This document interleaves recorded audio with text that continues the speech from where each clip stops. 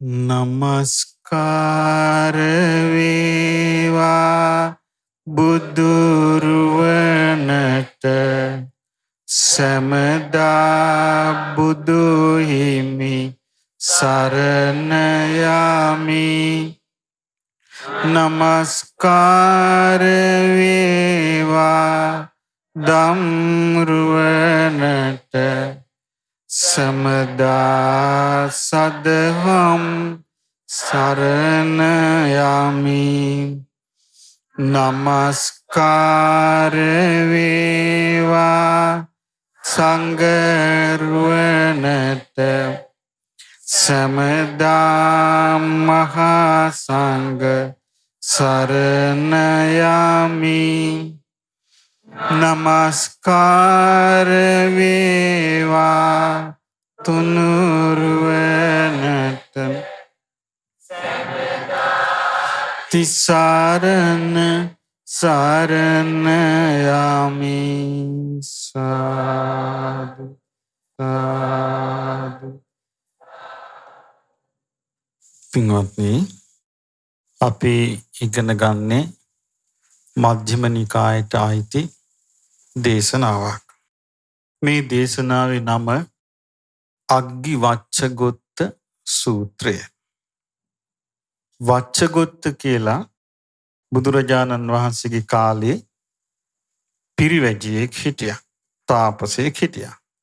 මේ වච්ඡගොත්තයන්ගේ මේ ජීවිතය ගැන බුද්ධ දේශනාවලින් තමයි අපි ඉගෙන ගන්නෙ. මොහුට පුදුම විදියට තිබිච්ච එකක් මේ ප්‍රශ්න. එක ප්‍රශ්න. ඉතින් එක ප්‍රශ්නයක් විසඳලා ඉවර වුණාට පස්සේ සතුටු වෙලා යනවා. ගිහිල්ලා ආයෙමත් තව ප්‍රශ්නයක් ගොතාගෙන එනවා. ඇවිල්ලා ඒ ප්‍රශ්නේ ලියලා දුන්නාම ආයෙ සතුටු වෙලා ආයෙ යනවා. ආයෙමත් ප්‍රශ්නයක් ගොතාගෙන එනවා. ඉතින් මෙයාගේ සංසාරේ මොකක් හරි පුරුද්දක් වෙන්න ඇති. ඉතින් බුදුරජාණන් වහන්සේ ළඟට ඉතින් උන්වහන්සේ හරියට මහන්සි අරන් තිනවා මේ වච්ඡගොත්තයන්ව ඒ ප්‍රශ්න වලින් නිදහස් කරන්න. වච්ඡගොත්ත සංයුත්තේ කියලාම සංයුත්ත නිකායේ බොහෝ තියෙනවා මෙතුමත් එක්ක කරපු කතා. මෙතුමාට තිබිච්ච ලොකුම ප්‍රශ්නේ තමයි මේ ආත්මයක් තියනවාද නැද්ද මේ වගේ දේවල්. ඒක දවසක් ඇවිල්ලා බුදුරජාණන් වහන්සේගෙන් ඇහුවා මෙයා. දැන් මේ ඇයි පිළිතුරු දෙනවා ඉවරයක් නැහැ. ඇවිල්ලා ඇහුවා ආත්මයක් තියනවාද කියලා. උන්වහන්සේ නිස්සද්දව හිටියා. නැද්ද කියලා ඇහුවා. නිස්සද්දව හිටියා. ඒ උත්තර දෙන්නෙම නැහැ උන්වහන්සේ. එදා තමයි මෙයා මේවා අතහැරි. එදා මේ ආත්මයක් තියනවද නැද්ද කියන ප්‍රශ්න වලට දැන් හැමදාම පිළිතුරු දුන්නා. ඒ දීලා පිරිමහන්න බෑ. අන්තිමේදී එදා නිස්සද්ද වුණා. නිස්සද්ද වුණාට පස්සේ ආනන්ද හාමුදුරුවෝ භාග්‍යවතුන් වහන්සේ ඇයි මෙහෙම මෙයාට අද උත්තර දුන්නේ නැත්තේ? ආනන්දේ මේ මිනිස්සයා ඉන්න අවුලට තව අවුල් හදා ගන්නවා මේ දෙන උත්තරවලින් කියලා නිස්සද්ද වුණා උන්වහන්සේ. එදා මෙයා ගිහිල්ලා කල්පනා කරන්න ඇති. මෙයා අතහැරියා. බුදුරජාණන් වහන්සේගේ ශ්‍රාවකෙක් වෙලා පැවිදි වෙලා පස්සේ අරහත්ත්වයටපත් වුණා. ඉතින් බලන්න ඉතින් මහා පින් තියෙන අය ධර්ම මාර්ගයට හරස් වෙලා තියෙනවා Tamangeema සසරේ කරගන්න පුරුදු. ඒ නිසා එබඳු ලෝකෙක එදා බුදුරජාණන් වහන්සේ හම්බ වෙන්න ඇවිල්ලා කරපු සාකච්ඡාවක් මේ අග්ගිවච්ඡගොත්ත සූත්‍රයේ තියෙන්නේ. මේ වගේ සූත්‍ර දේශනා අපිට නිතර අහන්න නොලැබෙන නිසා මා හිතුවා මේක අද අපි කියන්න ඕන කියලා. බුදුරජාණන් වහන්සේ වැඩ සිටියේ සවැත් නුවර ජේතවනාරාමේ. එදා බුදුරජාණන් වහන්සේ බැහැ දකින්ට මේ වච්ඡගොත්ත පරිබ්‍රාජකයා පැමිණියා. පැමිණිලා ආදරයෙන් වන්දනා කළා පැත්තකින් වාඩි වුණා. වාඩි වෙලා මෙයා අහනවා බවත් ගෞතමයන් වහන්සේ මේ ලෝකය සදාකාලිකයි කියන මතයක් තියෙනවා. මේ ලෝකයේ සදාකාලිකයි කියන මතේ තමයි හරි. අනිත් ඔක්කොම මත වැරදි කියන දෘෂ්ටියේද ඔබ වහන්සේ ඉන්නේ. දැන් මේක මෙයා අහනවා. එතකොට බුදුරජාණන් වහන්සේ පිළිතුරු දෙනවා වච්ච ලෝකේ සදාකාලිකයි ඒක තමයි හරි. අනිත් ඔක්කොම බොරු කියලා දෘෂ්ටියක් මට නැහැ කියලා. එතකොට වච්ච පැහැදුණා. පැහැදිලා කියන එහෙනම් ස්වාමීනි එහෙනම් මගේ මේ දෙවෙනි ප්‍රශ්නේ කියලා කියනවා. එතකොට බවත් ගෞතමයන් වහන්සේ ලෝකය සදාකාලික නෑ. ඒක තමයි හරි. අනිත් සියල්ල බොරු. ඒ මතේද වහන්සේ ඉන්නේ කියලා ඇහුවා. එතකොට බුදුරජාණන් වහන්සේ පිළිතුරු දෙනවා වච්ච ලෝකේ සදාකාලික නෑ. ඒ මතේ තමයි හරි. අනිත් මත සියල්ල බොරු කියන දෘෂ්ටියක් මට නෑ කියලා කිව්වා. එතකොට මෙයා කියනවා හරි ස්වාමීනි බෞද්ධ ගෞතමයන් වහන්සේ එහෙනම් ලෝකයෙහි කෙලවරක් තිබෙනවා. ඒක තමයි හරි. අන්න ඒවා වැරදි. ඒ මතේ වහන්සේ ඉන්නවාද කියලා ඇහුවා. එතන බුදුරජාණන් වහන්සේ පිළිතුරු දෙනවා වච්ච ලෝකේ කෙලවරක් තියෙනවා. ඒ මතේ තමයි හරි. අනිත් මත වැරදි කියලා දෘෂ්ටියක් මට නැහැ. එතකොට මෙයා ආය අහනවා එහෙනම් බෞද්ධ ගෞතමයන් වහන්සේ ලෝකයෙහි කෙලවරක් නැහැ. කලින් ඇහුවේ ලෝකේ කෙලවරක් තියෙනවා. දැන් මෙයා අහනවා එහෙනම් ලෝකේ කෙලවරක් නැහැ. ඒ මතේ තමයි හරි. අනිත් මත වැරදි. මේ දෘෂ්ටියේද වහන්සේ ඉන්නේ. එතකොට බුදුරජාණන් වහන්සේ පිළිතුරු දෙනවා වච්ච ලෝකයෙහි කෙලවරක් නැහැ. මේ මතේ තමයි හරි. අනිත් මත වැරදි කියලා මට එහෙම දෘෂ්ටියක් නැහැ කියනවා. මේ කියන්නේ ඒ කාලේ මේ ලෝකයේ තුල මිනිස්සු කතාබස් කරගෙන සොයාගෙන ගියාපු දේවල් වලදී ඒගොල්ලෝ සාකච්ඡා කරපු මාතෘකා මේ තියෙන්නේ. කොටසක් මේ ලෝකයේ ස්ථිරයි. ලෝකේ සදාකාලිකයි කියලා ඒකට මතවාද ගොඩ නැගුවා. ඒ මතවාද ගොඩනගලා ඒ මතවාද පිළිගන්නවා. ඒකට කියනවා දෘෂ්ටි කියලා. එතකොට ඒවා පිළිගත්තු හිටියා. ඉතින් බුදුරජාණන් වහන්සේගේ මේ වච්චගොත්ත ගිහින් ඇහුවා ලෝකේ සදාකාලිකයිද? ඒ දෘෂ්ටියේ වහන්සේ ඉන්නවද? ඉතින් බුදුරජාණන් වහන්සේ මොකද්ද වදාළේ? එහෙම දෘෂ්ටියක් මට නැහැ කිව්වා. එහෙනම් සදාකාලික නැද්ද? එහෙම දෘෂ්ටියකද ඉන්නේ? එහෙම දෘෂ්ටියකුත් මට නැහැ කිව්වා. ඊට පස්සේ දැන් සමහරු කතා වෙනවා. ඉතින් ඒ කාලේ හිටපු ඉතින් හරියට ඒ කාලේ ගියා නෙමේ තපසට ගියා, වීරිය කළා. ඒ යුගයට මොන යුගය කියලාද කියන්නේ? කිං කුසල ගවේෂි. කිං සත්‍ය ගවේෂි. සත්‍ය මොකද්ද? කුසල් මොකද්ද කියලා හොය යන යුගේ. එතකොට එහෙම දෘෂ්ටියක් නැහැ කිව්වා. ඊට පස්සේ ආව එහෙනම් මේ ලෝකේ අන්තවත් ලෝකයේ කෙලවරක් තියෙනවා කියලා කියනවා. අන්තයක් තියෙනවාය. ඒ මතේ හරිද? එහෙම දෘෂ්ටියකුත් නැහැ. ලෝකේ කෙලවර නැහැ කියලා මතයක් තියෙනවා. ඒක හරිද කියලා. ඒ මතේද දරන්නේ කියලා ඇහුවා. එහෙම දරන්නේ නැහැ කිව්වා. ඊට පස්සේ බුදුරජාණන් වහන්සේගෙන් අහනවා මෙයා එහෙමනම් බවත් ගෞතමයන් වහන්සේ තන් ජීවං තන් ශරීරං මේ ශරීරයයි ආත්මයයි කියන්නේ එකක්ද? මොකක්ද ඇහුවේ? ශරීරයයි ආත්මයයි කියන්නේ එකක්ද? මේකද ඇත්ත? අනිත් ඒවා බොරුද කියලා ඇහුවා. දැන් මේ මත මේ අපිට දැන් ප්‍රකට නැති වුණාට අදත් මේ ලෝකේ මේ මත තමයි තියෙන්නේ. වෙන මතයක් එන්න විදියක් නැහැ නේ. දැන් මේ මතේ තන් ජීවං තන් ශරීරං ඒ ශරීරයයි ඒ ආත්මය එකයි. ඕක අදත් උගන්වනවා තත්ත්වමසි කියලා සංස්කෘතියෙන්. එතකොට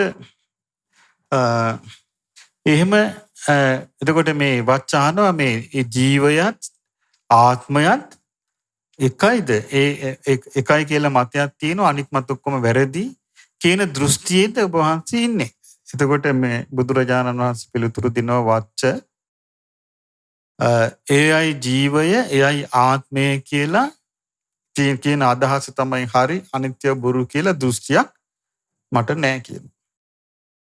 ඊට පස්සේ අහනවා එහෙනම් බවත් ගෞතමයන් වහන්සේ අඤ්ඤං ජීවං අඤ්ඤං ශරීරං.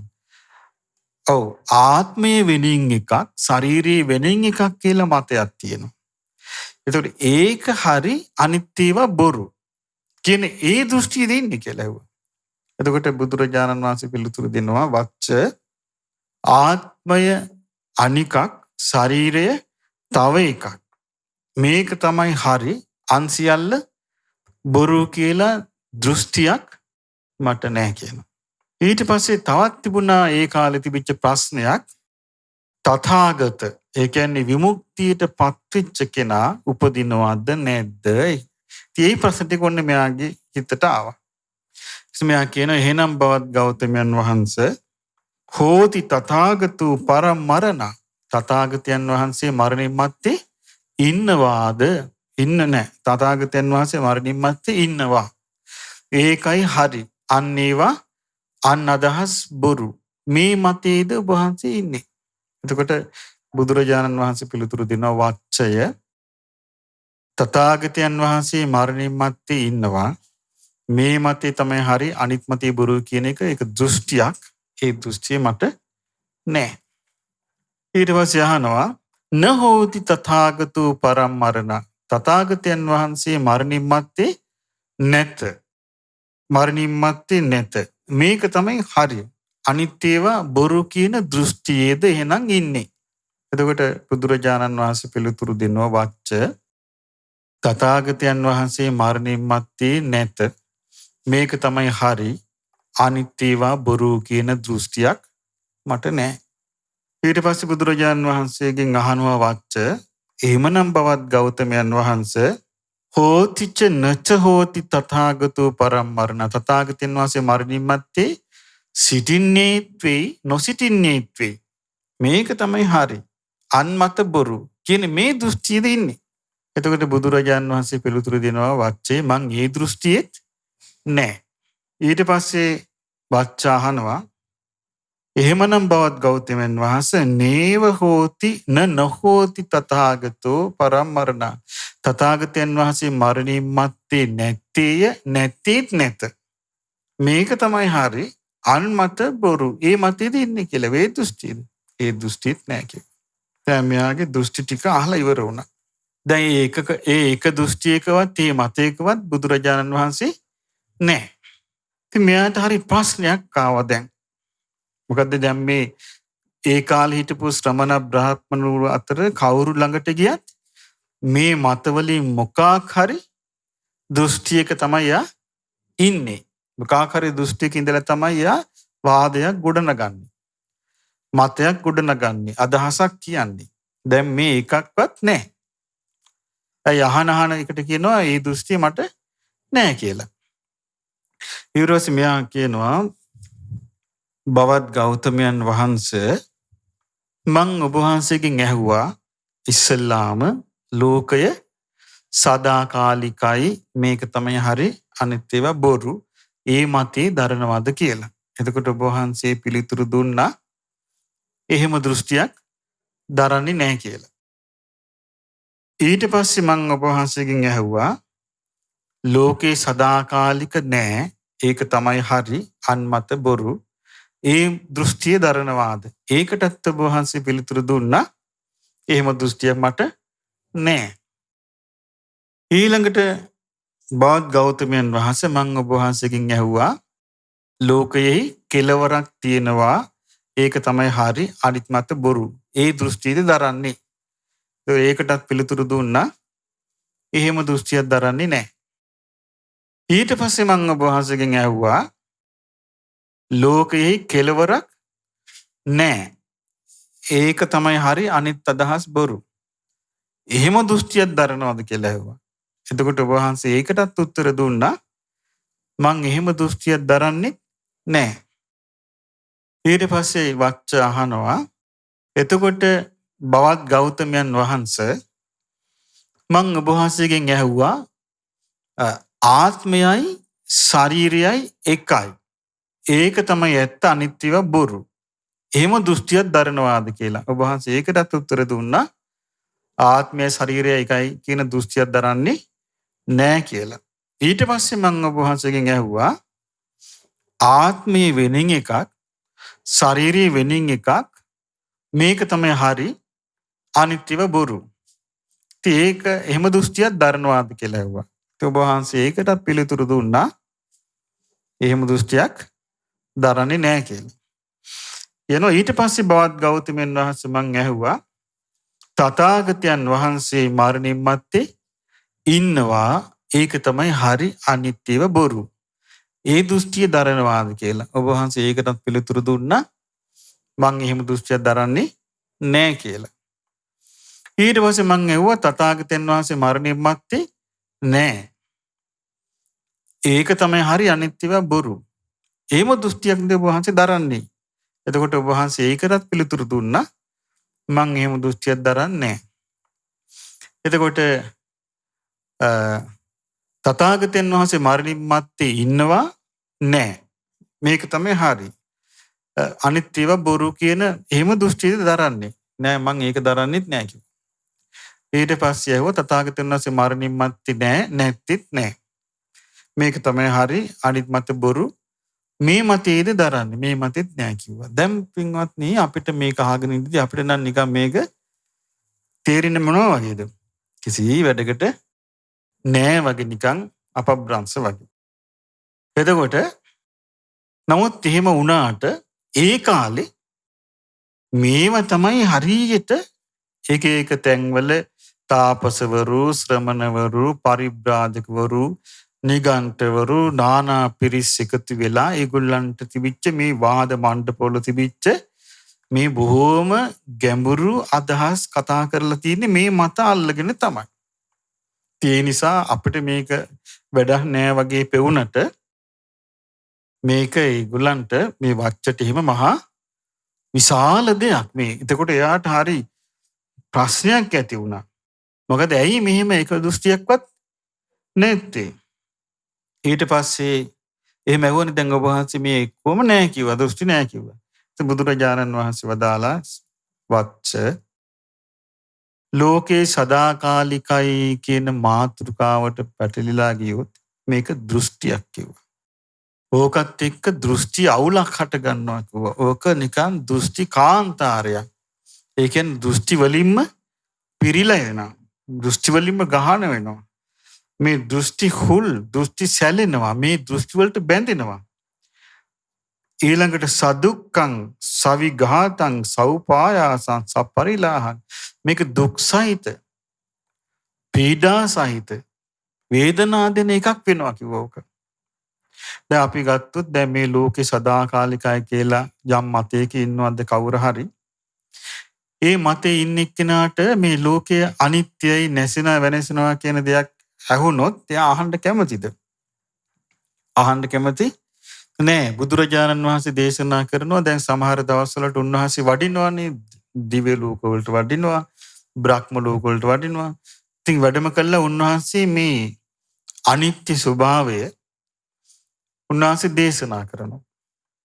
මේ පංච උපාදානස්කන්ධේ රූපේ, වේදනාවේ, සංඥාවේ, සංස්කාර විඥානේ අනිත්‍යයි, දුකයි, අනාත්මයි කියලා. එහෙම උන්වහන්සේ දේශනා කරද්දී ඒ දේශනාව මේ ලෝකෙට ගණන් නොගෙන ඉන්න බෑ. කියන්නේ උන්වහන්සේ දේශනා කරන්නේ ප්‍රාතිහාර්ය සහිතවද ප්‍රාතිහාර්ය රහිතවද? ප්‍රාතිහාර්ය සහිතව. ඉතින් උන්වහන්සේ උපමාවකට දේශනා කළා තියෙන්නේ උන්වහන්සේගේ දේශනාව නිකන් සිංහ නාදයක් වගේ කියලා. සිංහයා ගුහාවේ ඉඳලා එළියට ඇවිල්ලා ඇඟේ කේසර සොලවලා ගොදුරු වලට යන්න ඉස්සර වෙලා වටපිට බලලා සිංහ නාද කරනවා කියනවා. එහෙම නාද කරාම අහස ඇසුරු කරගෙන හිටපු පක්ෂීන් අහසට පැන නගිනවා කියනවා. ජලයේ ඇසුරු කරගෙන ඉන්න සතුන් ජලයට රිංගනවා කියනවා. ඊළඟට බෙන ඇසුරු කරගෙන ඉන්න සතුන් බෙනීට රිංගනවා කියනවා. වනයේ ඇසුරු කරගෙන ඉන්න සතුන් වනයේට රිංගනවා කියනවා. ඊළඟට දන්වැල් වලින් ගැට ගහලා ඉන්න ඇතුන් දන්වැල් කඩාගෙන දුවනවා කියනවා සිංහනාදෙට. ඒ වගේ කියනවා තථාගතයන් වහන්සේගේ ධර්ම දේශනා. ඉතින් අපිට තේරෙන්නේ නැහැ ඒක මේ වෙද්දි උන්වහන්සේ කවර ප්‍රාතිහාරයක් ඒකෙදි දැක්වාද කොයි ආකාරයෙන්ද උනේ කියලා. ඉතින් ඒකේ තියෙනවා සඳහන් කළා. උන්වහන්සේ වදාළ මහණෙනි ඇත්තන් විට මෙහෙම ධර්මයේ කියද්දි මේ බ්‍රහ්ම රාජවරු කලන්ත දානවා කියනවා. සිහිනෙත් වැටෙනවා කියනවා. මේ පපුවට අත් ගහ කෑ ගහනවා කියනවා. අපි මෙච්චර කල් හිතන් හිටියේ මේක සදාකාලිකයි කියලා. අපි මෙච්චර කල් හිතන් හිටියේ මේකේ ආත්මයක් තියෙනවාය කියලා. දැන් නැහැලු.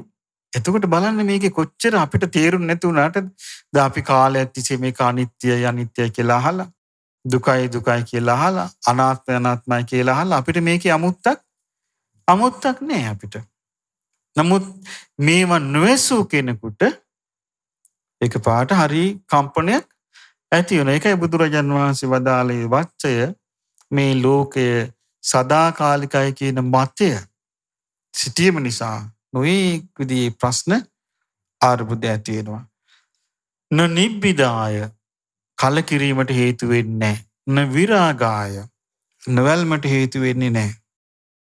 නිරෝධාය කෙලෙස් නසන්න උපකාර වෙන්නේ නැහැ. උපසමාය සංසිඳෙන්න උපකාර වෙන්නේ නැහැ. අභිඥාය විශිෂ්ට ඥානයක් පිණිස හේතු වන්නේ නැහැ. සම්බෝධාය අවබෝධයට හේතු වන්නේ නැහැ. නිබ්බානාය නිවනට හේතු වෙන්නේ නැහැ කියනවා මේ ලෝකේ සාස්වතයි කියන දෘෂ්ටිය. ඒ වගේම කියනවා ලෝකේ අසාස්වතයි. ලෝකේ සදාකාලික නෑ. මේ දෘෂ්ටියත් එහෙමයි කියන මේක දෘෂ්ටියක් කියනවා. අපි දන්නෝනේ බුද්ධ කාලේ මේ වගේ මත අරගෙන ප්‍රවාද ගොඩනගපු අය හිටියා. ප්‍රවාද කියන්නේ මේ අසත්‍ය වූ තොරතුරු පදනම් කරගෙන සත්‍ය වගේ ගොඩනගපු අය. ඒගොල්ලෝ හරි ප්‍රබල විදිහට කියාගෙන ගියා. ගංගානංගගේ මේ කොනේ ඉඳලා එහා කොනට මිනී මරාගෙන ගියත් මිනී කඳු ගොඩ ගහගෙන ගියත් කිසි ප්‍රශ්නයක් නැහැ කිව්වා. පවක් පිළිකක් වෙන්නේ නැහැ කිව්වා. ඒ කොනේ ඉඳලා මේ කොනට දාන දීගෙන ගියත් කිසිම පිනක් වෙන්නේ නැහැ කිව්වා. එහෙම එකක් නැහැ කිව්වා. ඉතින් බුදුරජාණන් වහන්සේගේ කාලේ මේ සමාධි කියාගෙන ගියා ඒක. ඒ නිසා මේ මනුස්ස ජීවිතේ තියෙන්නේ මේ මිනිස්සු කෙනෙක් මරුණාට පස්සේ ලෑලි කෑලි දෙක මෙයාව තියාගෙන 4 දිනක් කරේ තියාගෙන සෝනට ගෙනියනවා. එතනින් එයාගේ ගමන ඉවරයි කිව්වා. පඨවි ධාතුට එකතු වෙනවා කිව්වා. ආපෝ ධාතුට එකතු වෙනවා කිව්වා. තේජෝ ධාතුට එකතු වෙනවා කිව්වා. වායු ධාතුට එකතු වෙනවා කිව්වා. ආකාශ ආකාශයට එකතු වෙනවා. විඥානේ විසිරලා යනවා කිව්වා ආකාශයට. මොකුත් නැහැ කිව්වා මේකේ. ඒ මතයේ කියනකට ඒ මතයටත් අනුගාමිකයෝ හිටියා. අද වුණත් මේ මිනිස්සෙක් කිව්වොත් එහෙම ප්‍රබල මතයක් ඇටියට ඒ මතය පිළිගන්න ඕන තරම් ඉන්න පුළුවන්. ඉතින් ඒ නිසා බුදුරජාණන් වහන්සේ වදාලා වච්චය මේ ලෝකයේ සාස්වත නැහැ කියන මේ උච්ඡේද දෘෂ්ටිය මේක දෘෂ්ටියක් කිව්වා. අරක සාස්වත දෘෂ්ටිය මේක ඒ දෙක තමයි මේ කැරකි කියන්නේ. සාස්වත දෘෂ්ටිය කියන්නේ සදාකාලික පැවැත්මක් පිළිබඳ දෘෂ්ටිය. උච්ඡේද දෘෂ්ටිය කියන්නේ මරණින් මත්තේ පැවැත්මක් නැත කියන දෘෂ්ටිය. මේ දෘෂ්ටි දෙකෙන් තමයි මේ ඔක්කොම පැටලි යන්නේ. බුදුරජාණන් වහන්සේ දේශනා කළා වච්චය මේ ඔක්කොම දෘෂ්ටි කාන්තාර, මේ දෘෂ්ටි ගහන, දෘෂ්ටි කැලෑව, මේ දෘෂ්ටි හුල්, මේ දෘෂ්ටි සැලී, මේවා ඔක්කොම දුක් සහිත ලෝකයක් උරුම කරයි. කවදාවත් මේ යහපතට ධර්ම මාර්ගයට උදව්වක් නැහැ කිව්වා. ඊට පස්සේ කිව්වා වච්චය මේ ලෝකයේ අන්තවත්. ඒ කියන්නේ ලෝකයේ අවසානයක් තියෙනවා. අවසානයක් තියෙනවා කියන මතේ හිටියනේ මක්කලි ගෝසාල. මක්කලි ගෝසාල කිව්වනේ කන්දක් උඩ නැගලා නූල් බෝලයක් අරගෙන නූල් බෝලේ කෙරෝලේ අල්ලාගෙන ඈතට නූල් බෝලේ වීසි කළාම ඒ නූල් බෝලේ විසි වෙන්නේ නූලේ තියෙන දුර ප්‍රමාණයට විතරයි කිව්වා. එතනින් හැරි නූල් බෝලේ යන්නේ නැහැ කිව්වා. මේ වගේ කිව්වා අනිවාර්යයෙන්ම 84000ක් යෝනිවල උපදින්න තියෙනවා. 84000ක් මේ ආත්ම භාව උපදින්න තියෙනවා. මෙච්චර තියෙනවා. අභිජාති 6ක් තියෙනවා. මෙහෙම තියෙනවා කියලා එයා ලිස්ට් එකක් හැදුවා. ආත්ම භව 6ක් තියෙනවා, අසවල් ඒවා 12ක් තියෙනවා, අසවල් 18ක් තියෙනවා, අසවල් 24ක් තියෙනවා කියලා මේ දැක්ක වගේ හැදුවා ලිස්ට් එකක්. හදලා මිනිසුන්ට කිව්වා මේ කිසි තේරුමක් නැහැ කිව්වා මේ වීරිය කිරීම. මේ උත්සාහවත් වීම කිසි තේරුමක් නැහැ කිව්වා. මේක එහෙම එකක් නැහැ කිව්වා. මේකේ තියෙන නියතියක් කිව්වා. නියතියක් කියන්නේ අනිවාර්යයෙන්ම සිද්ධ වෙන ඉරණමක්. ඒ නිසා අපිට කලබල වෙන්න දෙයක් නැහැ. අනිවාර්යයෙන්ම මේ 84000ක් යෝනිවල ඉපදිලා අවසන් වෙනකොට අවසන් වෙලා යනවා. ලෝකේ අන්තවත් කිව්වා. අන්තයකින් යුක්තයි. දැන් බලන්න මේ අන්තය කියන මතය නිසා දෘෂ්ටි ගොඩ ගැහෙන හැටි. මිනිස්සු කැමති වුණා. ඒක දැනක බුදුරජාණන් වහන්සේ වදාලා මහණෙනි මේ මක්කලි සතුන් අටවන්ට දාන කෙමන වගේ මේ මිනිස්සුන්ව දෘෂ්ටිගත කරන්න දාපු මිනිස් කෙමනක් කිව්වා. ඒතර බුදුරජාණන් වහන්සේගේ මුවින් මිනිස් කෙමනක් මෙයාගේ මේ දෘෂ්ටිය කියලා කියන්නේ මිනිස්සු එකට කොච්චර ආස කරන්න ඇද්ද? ඇයි දැන් සමහර විට ගමක එක්කෙනෙක් දෙන්නේ ධර්මය අහනවා. අහලා සතිපට්ඨාන හිත පිහිටුවා ගන්නවා. කුසල් වඩන්න වීරිය කරන්න, අකුසල් ප්‍රහාණය කරන්න වීරිය කරන්න, පින් කරන්න කියලා කියනවා. කිය අර මතයේ හිටපුවා මොකද්ද කියන්නේ? අනේ මොකටද අපිට ඕවා? අපිට එහෙම කලබල වෙන්න දෙයක් නෑ. අපේ 84000 ඉවරෙනකොට අපි නිකම්ම යනවා විමුක්තියට. ඒ වගේ මත කියපු අය කොච්චර ධර්මය අහිමි කරගන්න ඇද්ද? ඒ බුදුරජාණන් වහන්සේ දේශනා කළා ධර්මය අහිමි වෙන අවස්ථා. ඒ ධර්මයේ අහිමි වෙන අවස්ථාවල එකක් තමයි ධර්මයේ කතා කරද්දී ධර්මය අවබෝධ කරන්න පින තියෙන එක්කෙනා ඉන්නවා වැරදි මතයක.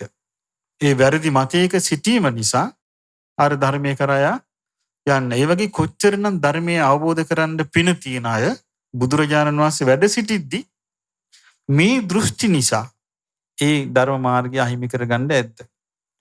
ඒකයි බුදුරජාණන් වහන්සේ වදාළේ මේ දෘෂ්ටි ග්‍රහණයක්, මේ දෘෂ්ටි කාන්තාරයක්, ඊළඟට මේ දෘෂ්ටි විසූචකයක්, මේක මේ දෘෂ්ටි විපන්දිතයක්, මේක සැලෙනවා. මේ මතවාදයකට ග්‍රහණය වුණාට පස්සේ සමහරුන්ට ඒකෙන් නිදහස් වෙන්න බෑ. ඉතින් එහෙම වෙලා ලෝකේ අන්තවත් කියන මතේ තුලත් යනවා. ඉතින් බුදුරජාණන් වහන්සේ මේක බොහොම දුක් සහිත, පීඩා සහිත ඉරණමක් හැදෙනවා. මේකෙන් කවදාවත් අවබෝධයක් කරා යන්නේ නැහැ. ඊළඟට බුදුරජාණන් වහන්සේ වදාලා වච්චේ තව මතයක් තියෙනවනේ ලෝකය. ඉස්සලක ලෝකේ අන්තවත්. ලෝකේ කෙලවරක් තියෙනවා. ඊළඟ මතය මොකද්ද? ලෝකේ කෙලවරක් නැහැ, අනන්තයි. ලෝකේ කෙලවරක් නැහැ. මේ මතෙත් එහෙමයි. ඔය මතේ හිටපු අය අදත් ඉන්නවා. ඔය මතේ මරණින් මත්තේ අපි අනන්තයට යනවා කියලා කියන අය ඉන්නවා. එහෙම දෘෂ්ටි තියෙනවා. එතකොට ඒ අනන්තය කතා කරන අය කැමති දිගට මේ අනන්තය තුල ඉන්න. එතකොට ඒ හැමතිස්සෙම මේ දෘෂ්ටියකින් මොකද්ද වෙන්නේ? ජීවිත අවබෝධයේ පිණිස යම් අවස්ථාවක් ඇද්ද? ඒක ඇහිරෙනවා. කලන මිතුරන්ගේ ඇසුරට යම් අවස්ථාවක් ඇද්ද? ඒක ඇහිරෙනවා. යථාබෝධයට යම් අවස්ථාවක් ඇද්ද? ඒ අවස්ථාව අහිමි වෙනවා. ඒක තමයි මේ හැම දෘෂ්ටියකින්ම වෙන්නේ. ඊළඟට බුදුරජාණන් වහන්සේ වදාලා ඒ වගේම වච්ච තන් ජීවන් තන් ශරීරං මෙයයි ආත්මය මෙයයි ශරීරය. දැන් මේ මතේ හරියට ලෝකේ තියෙනවා. දනුත් තියෙන ලෝකේ කියන ලෝකේ ඔන්න නිර්මාණශීලීව කවුරු අපිගේ මහා බ්‍රහ්මයා ලෝකේ මැව්වා. මහා බ්‍රහ්මයා ලෝකේ මැව්වා. මහා බ්‍රහ්මයා තමයි මේ මනුස්සයාට ආත්මෙත් මැව්වේ. එහෙනම් මහා බ්‍රහ්මයාගේ ආත්මයමයි මනුස්සයාගේ ඒ මත තමයි මේ කියන්නේ. තන් ජීවන් තන් ශරීර. ආත්මයත් එකයි ශරීරයත් එකයි. මේ මත වලට ආවට පස්සේ කවුරුවත් මේ තමන්ගේ ජීවිතයේ යහපත උදා කර ගැනීම පිණිස බලවත් උත්සාහයක් ගන්නෙ නෑ. වීරියක් ගන්නෙ නෑ. ඇයි? වීරියක් උත්සාහයක් ගන්න හේතුඵල දැනගන්න ඉපෑ. ඒතකොට හේතුවක් හට ගන්නකොට අර සිහිය පිහිටුවාගෙන හේතුව විමසන්නේ. හේතු විමසලා හේතුව තිබ්බොත් හට ගන්නවා. හේතුව නැත්තම් නෑ. එතකොට එයා කුසල හේතු උපද්දවනවා, අකුසල හේතු නැති කරනවා. මේ හැකියාව නැති යනවා මේ මත නිසා. ඊළඟට බුදුරජාණන් වහන්සේ වදාළ වච්චට වච්ච ඊළඟ මතේ තමයි අඤ්ඤං ජීවං අඤ්ඤං ශරීරං. ආත්මේ වෙනින් එකක්, ශරීර වෙනේ. මේ මතේ තින්නකන් ඒ මතේ ඉන්න හිතනවා මරණින් මත්තේ මේ පුංචි ආත්මේ මහාත්මයට එකතු වෙනවා. එකතු වෙලා සදාකාලික වෙනවා කියලා. එතකොට මොකද්ද ආත්මය වෙනින් එකක්, ශරීරය වෙනින් එකක්. මේ මතේ දෘෂ්ටියක් කිව්වා. මේ මතේ දෘෂ්ටි ග්‍රහණයක් කිව්වා. මේක දෘෂ්ටි කාන්තාරයක් කිව්වා. මේක තුල දුක් සහිත පීඩා සහිත එකක් සිද්ධ වෙන්නේ කිව්වා. මේ මතේ හිටියාම එයාට ඕන පවක් වුණත් කරන්න පුළුවන් කිව්වා. ඒ නිසා මේ ධර්ම මාර්ගයට යහපතට කුසලයට කිසිසේත්ම මේක උපකාරී වෙන්නේ නැහැ කිව්වා. ඊළඟට බුදුරජාණන් වහන්සේ වදාලා තථාගතයන් වහන්සේ මරණින් මත්තේ ඉන්නවා. මරණින් මත්තේ නැහැ. එතකොට මේ මරණින් මත්තේ ඉන්නවා කියන එකයි වෙන්නේ සාස්වත දෘෂ්ටියට. සදාකාලිකයි කියලා. මරණින් මත්තේ නැහැ කියන එකයි වෙන්නේ උච්ඡේද දෘෂ්ටියට. මරණින් මත්තේ ඉන්නෙත් නැහැ නැත්තිත් නැහැ කියන එකයි වෙන්නේ අමරා වික්ෂේපවාදයට. කෙලින් උත්තරයක් නෙමෙයි. නොවෙන්නත් පුළුවන් නැති වෙන්නත් පුළුවන් කියන්නේ. ඒවට මොකද්ද කියන්නේ? අමරා වික්ෂේපවාදී කියලා. ඒ කියන්නේ ලෙස්සල යනවා. උත්තරයක් නෙමෙයි ඒක. ඒ ඔක්කොම දෘෂ්ටිවාද. අමරා වික්ෂේපවාදී කතා කරපු කෙනෙක් හිටියනේ ඒ කාලේ. කවුද හිටියේ? ඔව් ඒ අමරා වික්ෂේප කතා කරපු කෙනාගෙන් අහනවා. ලෝකේ අන්තොත් නෑ එහෙම අදහසකුත් නෑ කියනවා. ඔව් ලෝකේ අනන්තොත් නෑ එහෙම අදහසකුත් නෑ කියනවා. දැන් මේ වගේ දැන් බුදුරජාණන් වහන්සේත් නෑ එහෙම දෘෂ්ටියක් නෑ එහෙම දෘෂ්ටියක් නෑ එහෙම දෘෂ්ටියක් නෑ කිව්වන් පස්සේ මෙයාට ප්‍රශ්නයක් මතුවලා තමයි ඇයි මෙහෙම පිළිතුරු දුන්නේ. එතකොට තමයි බුදුරජාණන් වහන්සේ වදාළේ මම මේ පිළිතුරු දුන්නේ මේ ඔක්කොම දෘෂ්ටි කිව්වා. මේ ඔක්කොම නිසා මේ එකකින්වත් යහපතක් වෙන්නේ නැහැ කිව්වා. මේ ඔක්කොගෙම කරදරයටපත් වෙන්නේ. එතකොට මේ වච්චහනවා අත්තිපන්න බොහෝතු ගෝතමස්ස කිංච දිට්ඨිගත. එහෙමනම් බවත් ගෞතමයන් වහන්සේට වෙනත් මොකවත් දෘෂ්ටියක් තියනවද කියලා ඇහුවා. එතකොට බුදුරජාණන් වහන්සේ පිළිතුරු දෙනවා දිට්ඨිගතං තිකෝ වච්ච අපනීත මේතම් තථාගතස්ස. වච්චය මේ දෘෂ්ටිගත වීම කියන එක තථාගතයන් වහන්සේ බැහැර කරපු එකක් කියනවා. දෘෂ්ටිගත වීම කියන එක බැහැර කරපු එකක් කියනවා. ඒකට හේතුව දිට්ඨං හේතං වච්ච තථාගතේන. වච්චය තථාගතයන් වහන්සේ දැක්කා ඉති රූපං මේ රූපේ මෙහිමයි හටගන්නේ මෙහිමයි නැති වෙන්නේ කියලා රූපේ දැක්ක. ආහාර ප්‍රත්‍යයෙන් හටගන්නා රූපය ආහාර නැති වෙන එකට නැති වෙන රූපේ රුප්පතිති කෝ භික්ඛවේ තස්මා රූපන්ති උච්චති.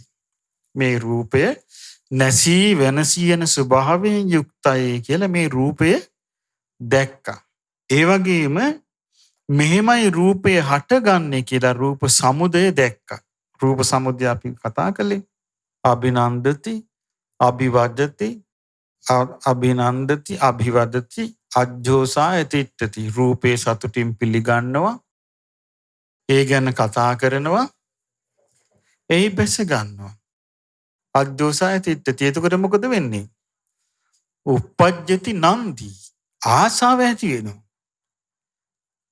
යා රූපේ නන්දි තදුපාදානං. රූපේ කෙරෙහි යම් ආසාවක් ඇද්ද ඒකට අහු වෙනවා. උපාදාන කියන්නේ ඒකට යා ග්‍රහණය වෙනවා. උපාදාන පත්‍ය භව. ඒ ග්‍රහණය වීම හේතු කරගෙන තමයි විපාක පිනිස කර්ම හැදෙන්නේ. ඉතින් බුදුරජාණන් වහන්සේට ඒ කාලේ තිබිච්ච චෝදනාවක්නේ රූපෙට ගරහනවා කියලා.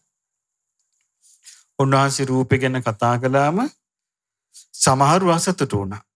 අනේ යන්න නම් එපා කිව්වා. මොකද හේතුව? උන්වහන්සේ ඇත්ත කියනවා කියලා නෙමෙයි පැතිරිලා තිබුණේ. බයිනවා කියලා. අනේ යන්න එපා කිව්වා. බයිනවා කිව්වා රූපෙට. එතකොට උන්වහන්සේ මොකක්ද දේශනා කළේ? රූපේ අනිත්‍යයි කියලා පෙන පිටක් වගේ. ඉතින් ඒකයි වදාළේ මේ රූපේ දැක්කා කිව්වා. මෙන්න මේකයි රූපේ කියලා තථාගතයන් වහන්සේ. ඇයි දැන් බලන්න පින්වත් මේ ලෝකේ අන්තවත්ද අනන්තවත්ද? ඊළඟට ලෝකේ කෙලවරක් තිබෙනවාද කෙලවරක් නැද්ද? ආත්මය ශරීරයත් එකයිද? ආත්මයත් එකක් වෙන එකක් ශරීරයේද? තථාගතයන් වහන්සේ මරණින් මත්තේ ඉන්නවාද නැද්ද? ඉන්නවාද නැද්ද? ඉන්නෙත් නැද්ද? නැත්තේත් නැද්ද? මේ දෘෂ්ටි පුළුවන්ද? මේ දෘෂ්ටි ඔක්කොම හටගන්නේ රූපය අල්ලගෙන නේද? වේදනාව අල්ලගෙන. සංඥාව අල්ලගෙන සංස්කාර අල්ලගෙන විඥානය අල්ලගෙන මේ පිළිබඳ මුලාවටපත් වීමෙන් තමයි මේ සෑම දෘෂ්ටියක්ම හටගන්නේ. වෙන හටගන්න ක්‍රමයක් නැහැ. එතකොට මේ රූපේ ඇත්ත ස්වභාවය අවබෝධ වුණා නම් ඊට පස්සේ මෙහිමයි රූපේ හටගන්නේ කියලා රූපයෙන් යලි යලි හටගන්න ස්වභාවය අවබෝධ වුණා නම් වෙන තථාගතයන් වහන්සේ මේක දැක්කා කියනවා. හරි ලස්සන ඒ වචනේ. දිට්ඨං හේතං වච්ච තථාගතේන වච්චය මේ කරුණ තථාගතයන් වහන්සේ විසින් දක්නා ලද්දේය.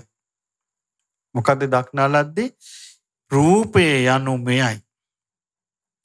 රූපේ හට ගැනීම යනු මෙයයි. රූපේ නැතිවීම යනු මෙයයි කියලා. ඒ කියන්නේ රූපේ හට ගන්නවා කියන්නේ මේක. රූපේ කියන්නේ මේක. රූපේ හට ගන්නවා කියන්නේ මේක. රූපය නැති වෙනවා කියන්නේ මෙන්න මේ දේ කියලා. මොකද්ද රූපේ නැති වෙනවා කියන්නේ? රූපේ කෙරෙහි අපි ගත්තොත් ඔන්න මේ රූපේ කෙරෙහි අපි මේක තවත් පැහැදිලි කරගන්නමු. රූපේ ගැන. රූපේ කෙරෙහි ඔන්න යා කෙනෙක් නෝනින් විමසන. බුදුරජාණන් වහන්සේ දේශනා කරපු විදිහට නැත්නම් ඔන්න බුදුරජාණන් වහන්සේ නෝනින් විමසීමස බැලුවා.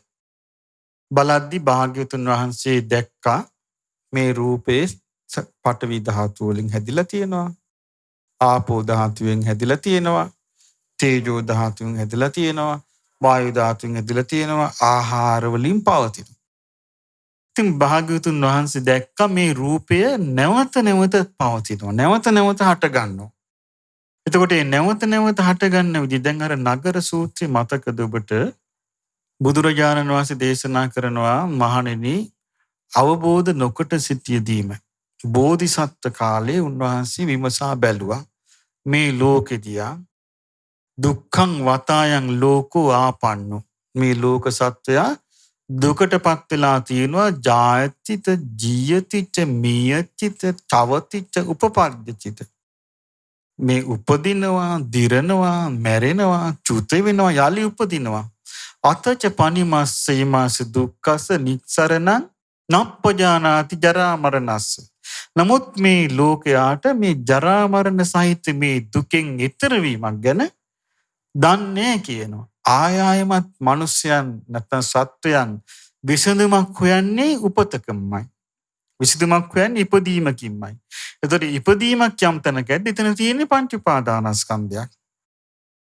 එතකොට පංච උපාදානස්කන්ධයකින් ගැලවෙන්න පංච උපාදානස්කන්ධයක්මයි හොයන්නේ මිනිසයා. ඉතින් බුදුරජාණන් වහන්සේගේ බුදු නුවණ වැඩිලා ඒකෙන් උන්වහන්සේට අවබෝධ වුණා මෙන්න මේකයි රූපේ. කියලා උන්වහන්සේ ඉස්සලා රූපේ පිළිබඳ අවබෝධය ඇති කරගත්තා. රූපේ පිළිබඳ උන්වහන්සේට ඇති වුණ ආදීනව ඥානෙ. මේ රූපේ තියෙන ඇත්ත ස්වභාවය මේකයි කියලා. මේක අනිත්‍යයි, නැසිනවා, වෙනසිනවා.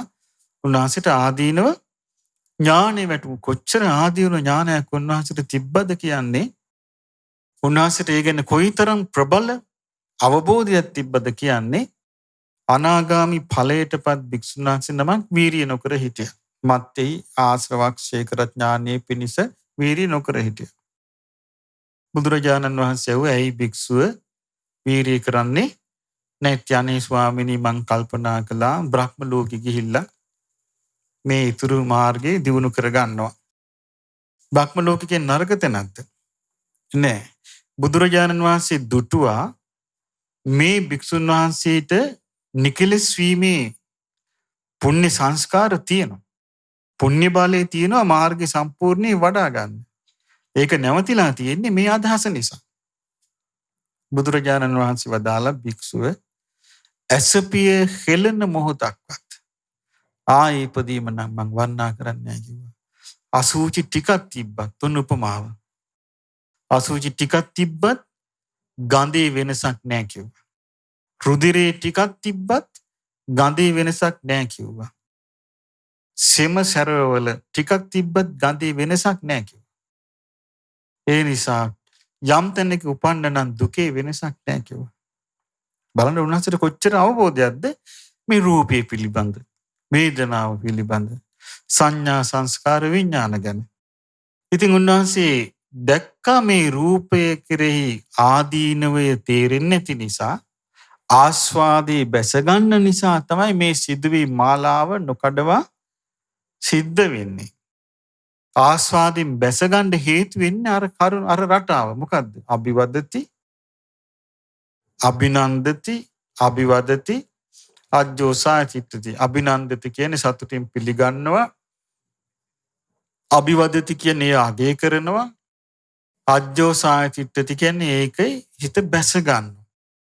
කොහොමත් ඉතින් ඕනම දෙයක අගය කරන දේ තුල නේද හිත බැසගන්නේ. අගය කරන්නේ නැති දෙයක් තුල හිත බැසගන්නේ නැහැ. ඕනම දෙයක් සම්බන්ධයෙන් යම්කිසි අගය කිරීමකට ලක් වුණොත් තමයි ඒක යා ආස කරන්නේ. නැත්තම් නැහැ. එතකොට දැන් අපි ගත්තොත් අපි කතා කළේ සිරිමා වෙසඟන ගැන. ඒ වෙසඟන බොහෝ අගය කිරීමකට ලක් වුණා නේද? ඊට පස්සේ එතුමියම අභාවයට පත් වෙලා කොණු වෙලා සරව ඇගිරෙන්න පටන් ගත්තට පස්සේ කවුරුත් අභිනන්දනා කරන්නේ සතුටින් පිළිගන්නේ කවුරු සතුටින් අගය කරන්නේ. එතකොට බැස ගන්නවද? නැහැ. එහෙනම් බැසගන්නේම ආදීනව නොසලකීමෙන්. ආදීනව නොසලකීමෙන්. එතකොට බැස ගන්නවා. අනාගත ලෝකේ මේ ආදීනව කියන එක තවත් කතා බහේ නැතු යන. නැති වෙලා ආස්වාදයේම තමයි ඇති. දැන් අලුතෙන් සෙන්ට් වර්ග පවා ඇතිලා තියෙනවා රුධිර සෙන්ට්. අලුතෙන් සෙන්ට් වර්ගයක් හදලා තියෙනවා ලේ වලින්. ඇඟේ ගා ගන්න. එතකොට බලන්න මේ මිනිස්සුන්ගේ ආස්වාදයේ සෙවිල්ල කොච්චර උමතු ස්වභාවයටද ක්‍රමක්‍රමෙන් යන්නේ. ඒ කියන්නේ මේ යථාර්ථයට ලං වෙන ලෝකයක් ඉදිරියේ නැහැ. ආදීනව කතා කරන ලෝකයක් නැහැ. ආස්වාදයේ ගැනම සිහිනමවන ලෝකෙ තමයි තියෙන්නේ. බුදුරජාණන් වහන්සේ මේක දැක්කා. උන්වහන්සේ වදාලා එතකොට ආස්වාදයේ ගැන සිහිනමවන ලෝකෙට අර දෘෂ්ටි ටික තමයි හොඳට හරියන්නේ. දැන් බුදුරජාණන් වහන්සේගේ ධර්මයේ තුල තියෙන්නේ ආදීනවේ. ආදීනය ගැන කතා කළා. රූපේ ආස්වාදයේ උන්වහන්සේ ආස්වාදයත් මේකයි කියලා දන්නවා. ආදීනවත් දන්නවා. ඊට පස්සේ උන්වහන්සේ දේශනා කළ නිස්සරණේ. රූපස්ස අත්ංගම. රූපේ නිස්සරණේ. මොකද්ද රූපේ නිස්සරණේ? චන්දරාගේ ප්‍රහාණය කර. රූපේ කෙරේ තියෙන ඇල්ම ඇල්ම ප්‍රහාණය වෙනවා. ඇල්ම නිරුද්ධ වෙනවා. ඊට පස්සේ රූපේ සතුටින් පිළිගන්නේ, රූපේ අගය කරන්නේ, රූපේ හිත බැසගන්නේ. එතකොට යන් රූපේ කෙරේ යා රූපේ නන්දි සාන හෝති.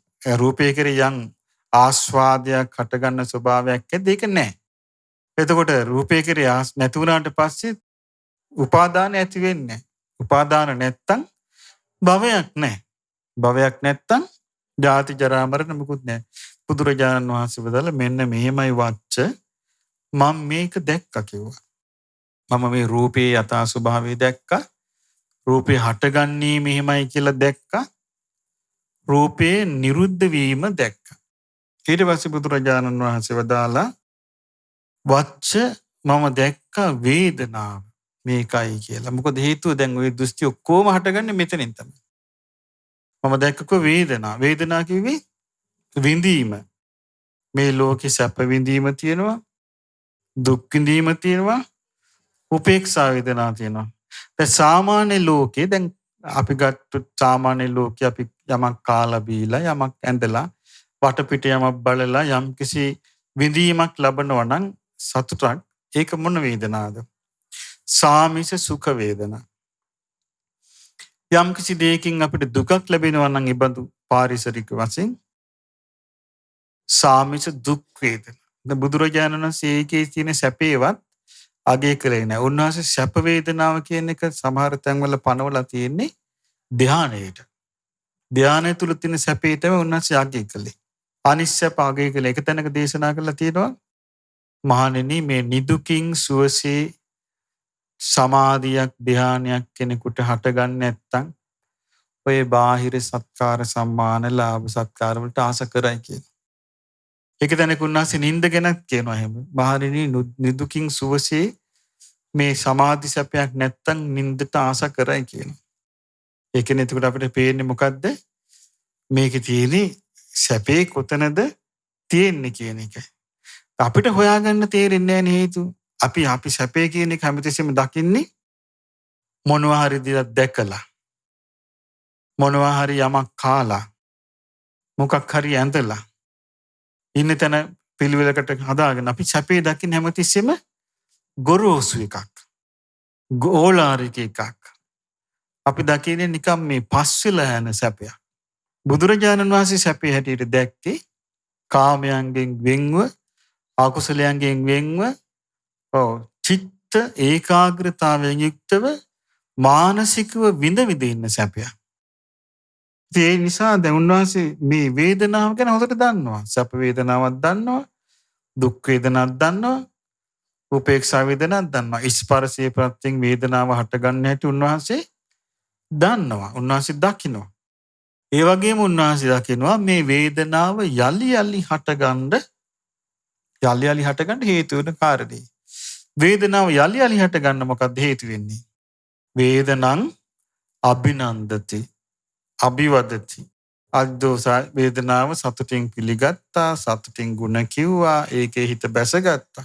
අපි කලින් ආත්මවල ඉඳලා මේ සංසාරේ පුරාම හැම සත්වෙක්ම කරගෙන එන රටාව ඒක. බුදු කෙනෙක් තමයි මේ රටාවෙන් ඉස්සෙල්ලම මිදෙන්නේ. බුදුරජාණන් වහන්සේ දැන් මේ අනික තමයි දැන් බලන්න මේ වච්චගේ මේ ප්‍රශ්නවලට වෙන කෙනෙකුට නම් උත්තර දෙන්න බෑ. උත්තර දීලා පිරිමහන්නත් බෑ. දැන් බුදුරජාණන් වහන්සේ දැන් මේ උත්තර දෙන රටාව දැන් ඉස්සෙල්ලම ඇහුවේ මොකද්ද?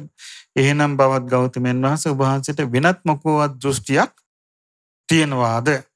බුදුරජාණන් වහන්සේ වදාළ මේ දෘෂ්ටිගත වීම කියන එක වච්ච තථාගතයන් වහන්සේ බැහැර කරපු එකක් කිව්වා. ඒක අතහැරලා දාපු එකක් කිව්වා. ඒකට හේතුව මොකද්ද? තථාගතයන් වහන්සේ විසින් මේ කාරණේ දැක්කා. මොකද්ද දැක්කේ?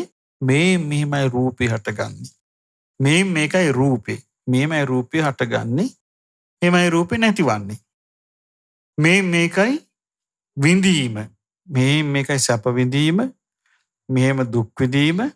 උතින් උන්වහන්සේ තේරුම් ගත්තනේ දුක් සහගත ස්පර්ශයක් ඇති වුණාම දුක් විඳීම හට ගන්නවා. සැප සහගත ස්පර්ශයක් ඇති වුණාම සැප විඳීම හට ගන්නවා. උපේක්ෂා සහගත ස්පර්ශයක් ඇති වුණාම උපේක්ෂා සහගත ස්පර්ශයක් ඇති වෙනවා. අවිද්‍යා සහගත මනසින් යුතු කෙනා මේ තුනම වැළඳ ගන්නවා. දැන් දුක් සහගත ස්පර්ශය නිසා දුක් සහගත වේදනාවක් හටගත්තාම අපිට ඒක පිළිගැනීමකින් තොරව ඒකට ප්‍රතික්‍රියාවක් දක්වන්න පුළුවන්ද? බෑනේ.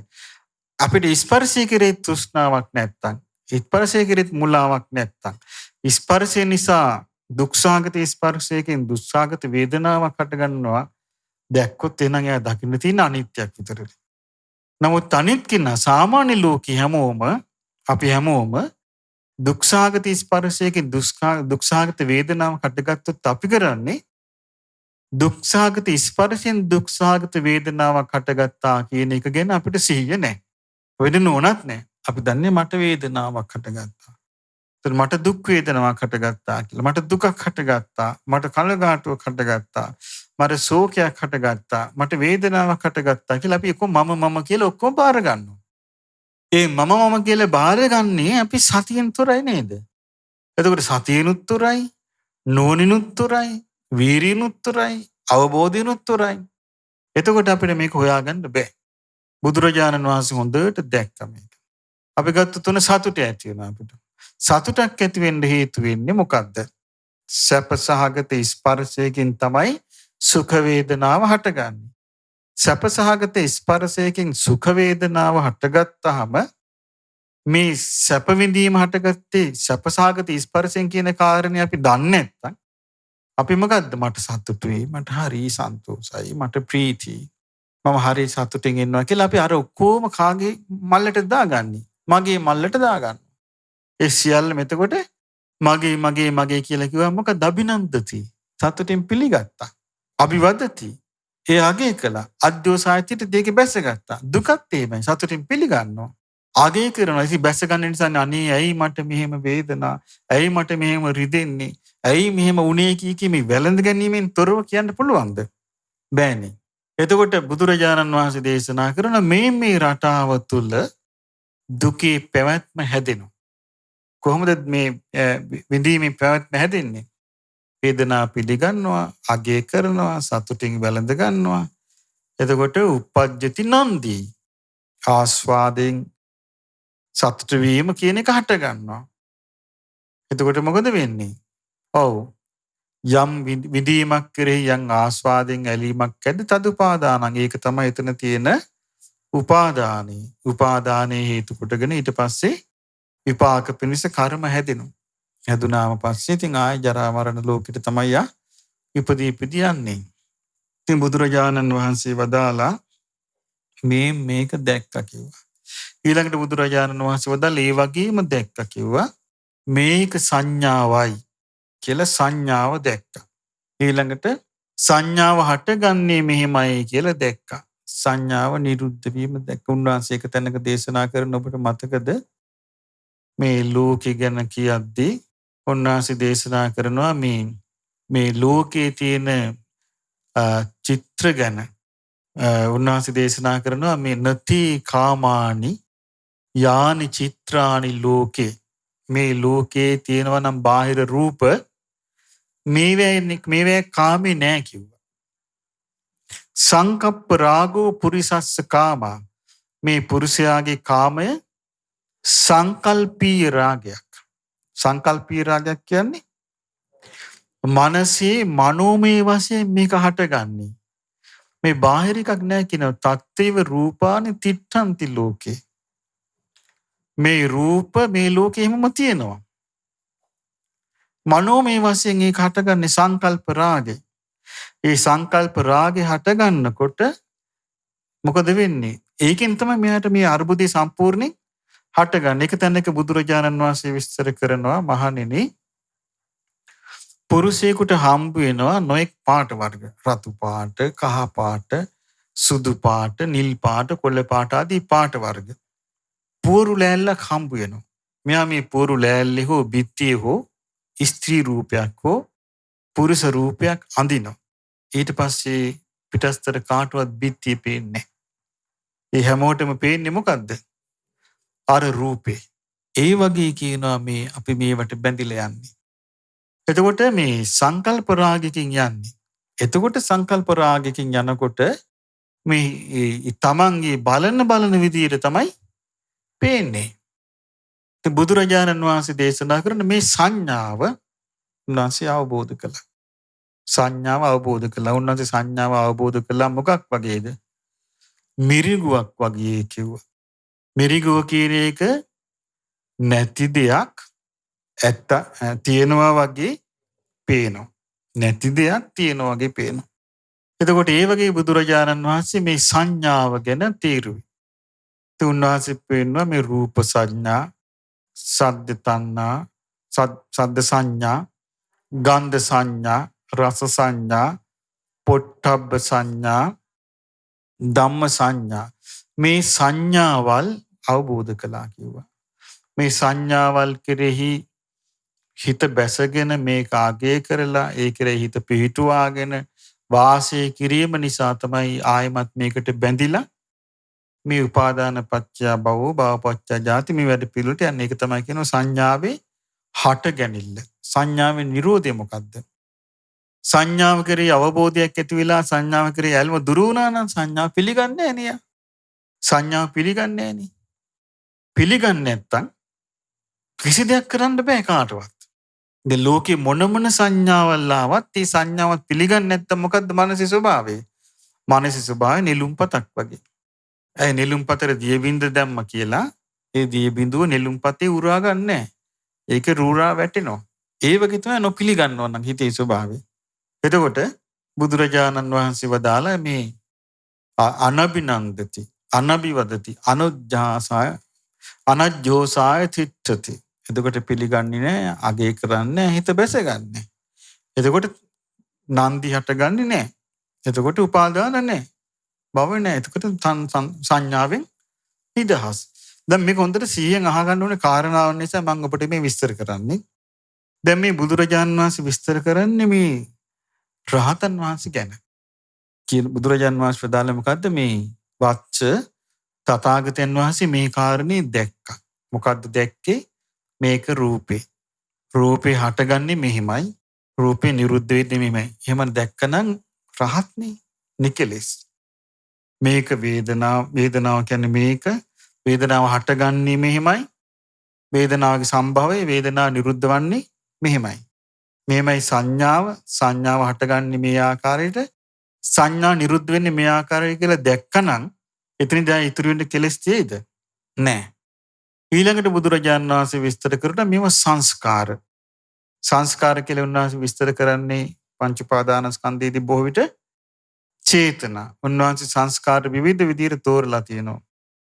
සංකතං අபிසංකරොන් තීති සංඛාරා කියලා මේ සංස්කාරයකින් කරන්නේ සංකතය ආයේ සකස් කරනවා. සංකතයේ දැන් අපිට මේ ඔක්කොම තියෙන්නේ මොනවද? සංකත. සංකත කිව්වේ හේතු ප්‍රත්‍යයන්ගෙන් අනිත්‍ය වූ දේවල් වලින් හටගෙන තියෙන්නේ. අනිත්‍ය දේවල් වලින් හටගත් එක අනිත්‍ය දේවල් වලින් පෝෂණය විය යුතුයි. හැබැයි ඒ වගේම ඒක නැති වෙලත් යනවා. නවත්තන්න බෑ. ඒතර සංකතයක තියෙන ලක්ෂණය මොනවද? හට ගැනීමක් පේනවා. වෙනසීමක් පේනවා. වෙනස් වෙමින් පැවතීමක් පේනවා. ඉතින් මේ ලක්ෂණي අපේ හැම දිනාගෙම තියෙනවා. එතන මේ සංස්කාරයක තියෙන ලක්ෂණ. කර්ම විපාකත් තියෙනවා. කර්ම විපාක ඵල දෙනව නැතු වෙනවා. ආයි විපාක ඵල දෙනව නැති වෙනවා. ආයි විපාක ඵල දෙනව නැති වෙනවා. ඉතින් මේ සංස්කාර බුදුරජාණන් වහන්සේ දැක්කා මේ සංස්කාරයන්ගේ ස්වභාවය. උන්වහන්සේ හොඳම උපමා දීලා තියෙනවා. ආයි අපිට අලුතෙන් උපමාවල් හදන්න දෙයක් නැහැ. උන්වහන්සේ කුමක්ද සංස්කාර වලට පෙන්වා දුන්නේ? ඔව් හර සහිත අරටුව සහිතව මේක හරි සාරවත්ය හොඳය කියලා හොයාගෙන යනවා පුරුෂයෙක් හරයක් අරටුවක් සාරයක් හොයාගෙන යනවා. යනකොට එයාට හම්බ වෙන ලොකු කෙහෙල් වත්තක්. මේ කෙහෙල් වත්ත හම්බුනම මෙයා හිතනවා මේ මහත දෙහිත හොඳ කෙහෙල් ගස් තියෙනවා. මම හිතන මේ කෙහෙල් ගස් වල අරටුවක් ඇති කියලා කෙහෙල් ගහ කපනවා. කපලා මොකද කරන්නේ? ඔව් සාරය පිළිගැනීමේ අදහසින් සාරය ගැනීමේ අදහසින් සාරයට ආසා කළා ඒ හොයනවා දැන්. කෙහෙල් පතුරු ගලව හොයනවා. හැබැයි මෙයාට ගල් Tamanට හම්බෙච්ච කෙහෙල් ගහේ හම්බ වෙන්නේ නැහැ. නමුත් මෙයාට අරටුව පිළිබඳ දන්නේ නැති නිසා මම හිතන මේ ගහේ නැහැ. නමුත් අර ගහේ ඇති කියලා ඒ ගහ.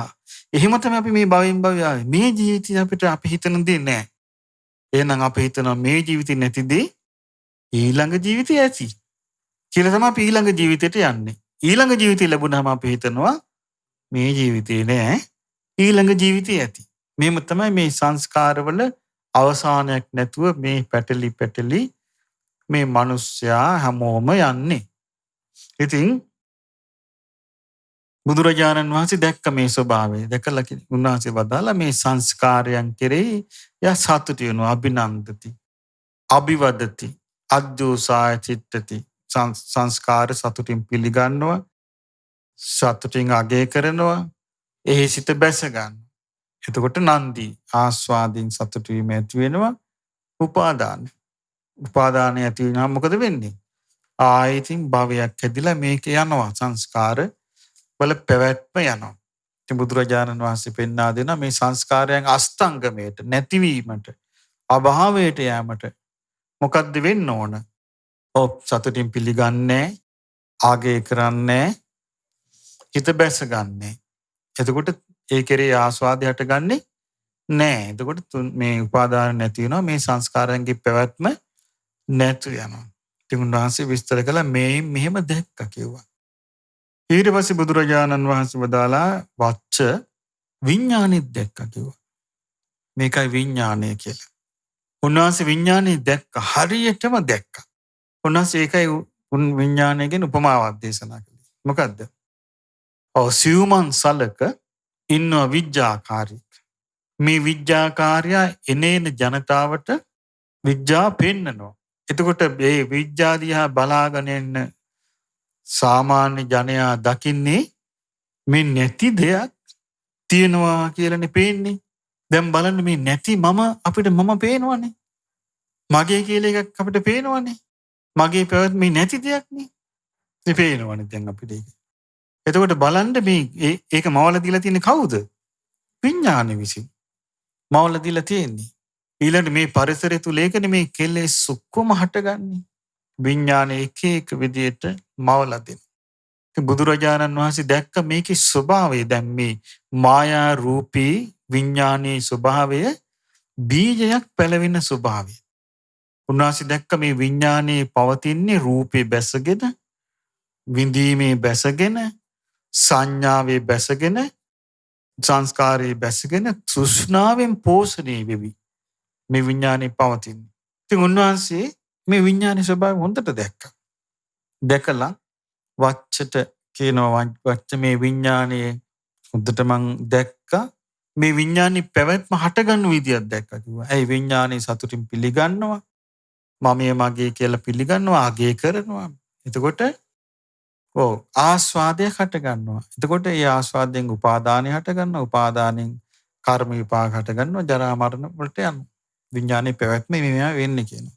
විඥානේ නැවැත්ම මෙහෙමයි කියනවා. ඊට පස්සේ බුදුරජාණන් වහන්සේ වදාලා වච්ච මේ නිසා තථාගතයන් වහන්සේ බුදුරජාණන් වහන්සේ මේ සියලු මිමි, සියලු මැනීම්, සියලු හැඟීම්, මේ සියලු අහංකාර, මමංකාර, මානානුසය, මමය මාගය කියන හැඟීම් මුල් බැසගත්තු මාන්න මේ සියල්ල ක්ෂය වෙලා විරාගයටපත් වෙලා නිරුද්ධ වෙලා අත්හැරලා සම්පූර්ණයෙන් අත්හැරලා කිසිවක් උපාදාන නොකොට මේ විමුක්තියටපත් වෙලා ඉන්නවා කියලයි මං කියන්නේ කියනවා. එතකොට කැරකිලා ආයමත් වච්චේන ඔයාගේ දෘෂ්ටියට. වච්චානෝ එහෙමනම් බවත් ගෞතමයන් වහන්සේ ඒ විමුක්තියටපත් වෙච්ච ඒ විමුක්ති භික්ෂුවගේ විමුක්ති සිත මරණින් මත්තේ කොහෙද උපදින්නේ? ආයමත් එන්නේ ඒ ප්‍රශ්නයටම එනවා. කොහෙද උපදින්නේ කියලා. එතකොට බුදුරජාණන් වහන්සේ වදාරනවා වච්ච උපදින්නේය කියන කරුණ මේකට ගලපන්න බෑ කියනවා. ඇයි මේ රූපේ බැසගෙන නැත්තම්, වේදනාවේ, සංඥාවේ, සංස්කාරේ, විඥානේ බැසගෙන නැත්තම්, පිහිටලා නැත්තම් උපදින්නේ කියන කරුණ ගන්න බෑ කියනවා. එතකොට අහනවා එහෙමනම් බවත් ගෞතමයන් වහන්සේ නූපදින්නේද? වච්චය නූපදින්නේය කියන කාරණේ ගන්නත් බෑ කියනවා. ඇයි නූපදින්නේ කියන කාරණේ ඒකට ගන්න තියෙන්නේ රූපයක නූපදීම, වේදනා, සංඥා, සංස්කාර, විඥාන ගන්නත් බෑ කියනවා. ඊළඟට කියනවා එතකොට අහනවා වච්ච බවත් ගෞතමයන් වහන්සේ එතකොට උපදින්නෙත් නැද්ද? උපදිනවායි නූපදිනවායි දෙකම තියනවාද කියලා අහනවා. දෙකම ඒක ගන්නත් බෑ කියනවා. එතකොට අර හෝති තථාගතා පරම්මරණ ඒකම තමයි මේ අහන්නේ ආයෙමත්. එතකොට එහෙනම් උපදින්නේ නැද්ද? උපදින්නේ නැති නැද්ද? එහෙම ගන්නත් බෑ කියනවා. එතකොට මෙයා ආයෙ පැටලෙනවා. කවුද? වච්ච කියනවා අනේ බවත් ගෞතමයන් වහන්සේ. මේ විමුක්ති සිත් ඇති භික්ෂුව කොහෙද උපදින්නේ කියලා ඇහුවා. අහුවාම ඔබ වහන්සේ පිළිතුරු දුන්නා ඒක ගැලපෙන්නේ නැහැ කියලා. ඒ ප්‍රශ්නේ ගැලපෙන්නේ නැහැ ඒක ඉතින් නැහැ කිව්වා. උපදින්නේ නැද්ද කියලා ඇහුවා. ඒකත් ඉතින් නැහැ කිව්වා. ඊළඟට උපදින්නවාද නැද්ද කියලා ඇහුවා. ඒක ඉතින් නැහැ කිව්වා. උපදින්නේ නැද්ද? නැත්te නැද්ද කියලා ඒකත් නැහැ කිව්වා. අනේ බවත් ගෞතමයන් වහන්සේ අනේ මං අවුල් වුණා කිව්වා. මං අවුල් වුණා කිව්වා. හරි ලස්සනයි වචන. එයා කියනවා ඉත්තාහම් බොහෝ ගෞතම අඥානමා පද්දී. අනේ මම තවත් නොදන්න බවට පත් වුණා. එත් සම්මෝහමා පද්දී මම මුලා වුණා කිව්වා තවත්. මං අවුල් වෙලා ගියා කිව්වා. බවත් ගෞතමයන් එක්ක මම කලින් කතා බස් කළා. අහු පසාද මට පොඩි පැහැදීමක් තිබ්බා. සාපි මේ තරහයන්තර මේ කතාවේ ඒක නැති වුණා කිව්වා. එතකොට බුදුරජාණන් වහන්සේ වදාලා වච්ච මේ ඔබට මේ වුණ අවුල ඔබේ මුලාව මේ වෙන්න සුදුසු එකක් ඔබට මේ උනේ. කන වච්ච ගම්බීරෝහායන් වච්ච ධම්මෝ මේ වච්චය මේ මං කියපු ධර්මය ගැඹුරුයි. දුද්දසෝ දකින්න අමාරුයි. දුරනුබෝධ අවබෝධ කරන්නත් අමාරුයි. සන්තෝ මේක හරි සාන්තයි. පනීතෝ ප්‍රණීතයි. අතක්කාවචරෝ තාර්ක කර කර ගන්න බෑ. නිපුණෝ සියුම් පණ්ඩිත වේදනියෝ ප්‍රඥාවන්ත කෙනා මේක දකින්නේ. ඉතින් ඔබ කොහොමද මේ ඔබ දන්නේ නැහැ. ඔබ වෙන මත දරන්නේ. ඔබ වෙන අදහස් දරන්නේ. ඔබ වෙන අදහස් වල ඉන්නේ. ඔබ වෙන මත දරන ආචාර්යවරු. ඉතින් ඔබ කොහොමද මේක කරන්නේ? ඊට පස්සේ බුදුරජාණන් වහන්සේ අහනවා හරි පුදුමයි උන්වහන්සේගේ අනුකම්පාවයි. උන්වහන්සේ දන්නවා මෙයා මෙහෙම හිටියට අනාගතේ මෙයා මේ ධර්මයේ අල්ලනවා. උන්වහන්සේ අදාලා වච්ච මම ඔබෙන් ප්‍රශ්නයක් අහන්නම්. ඔබ කැමති විදිහට උත්තර දෙන්න. කියන වච්ච ඔබ ඉස්සරහා කවුරු හරි කෙනෙක් ගිනි ගොඩක් ගහනවා. දැන් ඔන්න ඔබ ඉස්සරේ ගින්න ඇවිලෙනවා. ඇවිලෙනකොට කෙනෙක් ඔබෙන් අහනවා භවත තමන් ඉස්සරහා මේ ඇවිලෙන ගිනි ගොඩ පේනවද? උත්තරයා කියනවා ඔව් මට මේ මං ඉස්සරහා මේ ගිනි ගොඩ ඇවිලෙනවා මට පේනවා. එතකොට අහනවා මේ ඔබ ඉස්සරහා ඇවිලෙන ගිනි ගොඩ ඇවිලෙන්නේ මක් නිසාද? එතකොට මේ ගිනි ගොඩ මේ ඇවිලෙන්නේ මේ දර ගොඩක් ගහලා නිසා. මේ දර පතුරු ටිකක් ගොඩ ගහපු නිසා තමයි මේ ගිනි ගොඩ ඇවිලි තියෙන්නේ. එතකොට අහනවා එතකොට වච්ච මේ ගිනි ගොඩට කවුරුත් දර අලුතෙන් දාන්නේ නැහැ. එතකොට මේ තියෙන ගිනි ගොඩේ ඇවිලිලා ගිනි ගොඩ ඉවර වෙනවා. එතකොට ඔබ ඉස්සරහම මේ කලින් මේ ගිනි ගොඩ ඇවිලුණා. එතකොට ඔබෙන් ඇහුවා මේ ගිනි ගොඩ පේනවද කියලා පේනවා කිව්වා. ඊට පස්සේ ඔබෙන් ඇහුවා මේ ගිනි ගොඩ ඇවිලින්නේ කුමක් නිසාද කියලා. එතකොට ඔබ උත්තර දුන්නා මේ දර වතුරු ආදී ගොඩ ගහපු නිසා තමයි මේ ගින්න ඇවිලින්නේ කියලා. එතකොට මේ ගින්නට අලුතෙන් දර පතුරු දාන්න නැති වුනහම මේ ඇවිලෙන ගින්න ඇවිලිලා නිවිල යනවා. එතකොට කෙනෙක් අහනවා දැන් ඔබට පෙවුනද මේ ගින්න ඇවිලුණා දැන් මොකද වුනේ? එතකොට මෙයා කියනවා ස්වාමීන් බවත් ගෞතමයන් වහන්සේ මම උත්තර දෙනවා එහෙනම් දැන් මේ ගින්න මං ඉස්සර ඇවිලුණා දැන් ගින්න නිවුණා.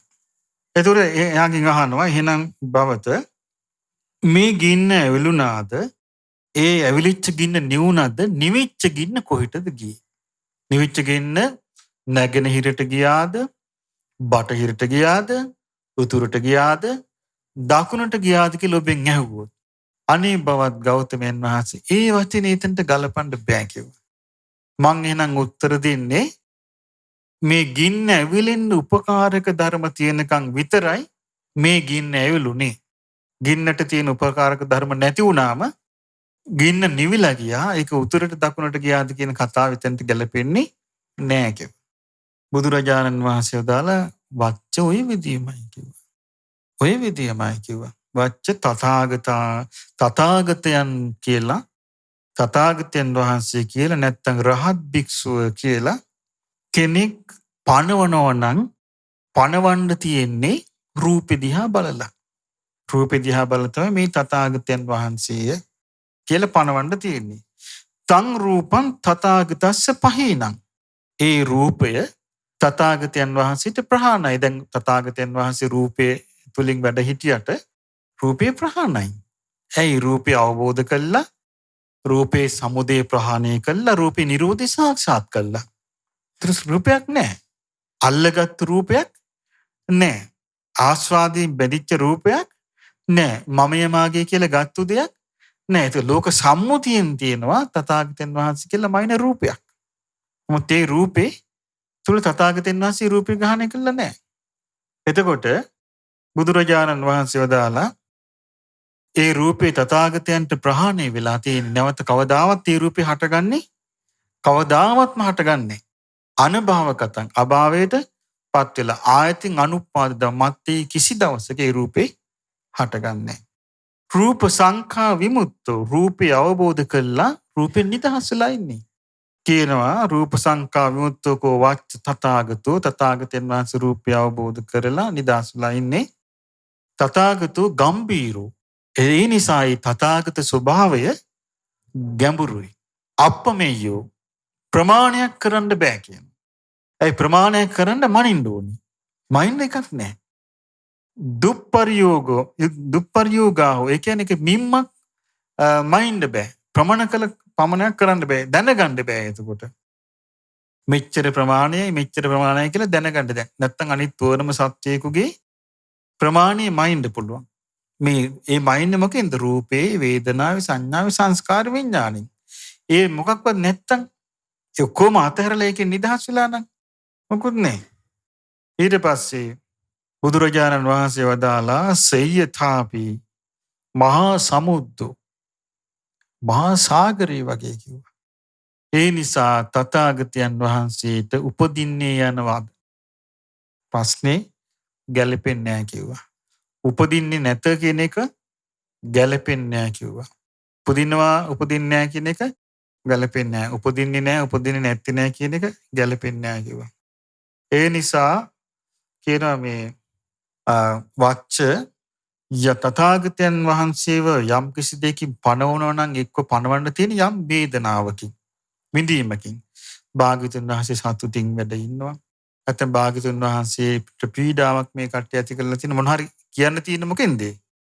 වේදනාවකින්. ඒ වේදනාව තථාගතයන් වහන්සේගේ පහිනා. ඒක ප්‍රහාණය වෙලා තියෙන්නේ. ඒක කිසිවක් මම මාගේ ආත්මය කියලා අරගෙන නැහැ. උච්චින්න මූලා මුලින්ම සිඳිලා ගිහිල්ලා තාලාවත්තු කතා. ඒ තාලාවත්තු කතා කියන්නේ ඒ කාලේ තිබිච්ච උපමාවක්. තල් ගසක මුදුන් කරටිය කැඩුනහම කිසි දවසක දලු දාන්නේ. ඒ වගේ කියනවා. කවදාවත් හටගන්නේ නැහැ කියනවා. තථාගතයන් වහන්සේට පටිච්ච සමුප්පාදය තුල හටගන්න වේදනාව කිසි දවසක හටගන්නේ නැහැ කියන එක ප්‍රහාණය වුණාට පස්සේ. වේදනාව ගැන අවබෝධ කරලා නිදහස් වූ තථාගතයන් වහන්සේ මහා සාගරය වගේ කියනවා. ගැඹුරුයි කියනවා. දැන් අපිට මේක හරි වැදගත් දේශනාවක්. මේ රහතන් වහන්සේගේ ස්වභාවය, තථාගතයන් වහන්සේගේ ස්වභාවය, අරහත් භික්ෂුවගේ ස්වභාවය තමයි මේ කියන්නේ. අපි මේක හිත පහදව ගන්න අපිට ප්‍රයෝජනයි. ඒ කියන්නේ දැන් රූප වේදනා සංඥා සංකාර විඥාන කියන මේ පංච උපාදානස්කන්ධ අයිති මොකේටද? දුක්ඛාරි සත්‍යයට. එතකොට අරහත්ත්වයටපත් වූ රහතන් වහන්සේට දුක්ඛාරි සත්‍ය තියෙනවද? දුක නැහැනේ.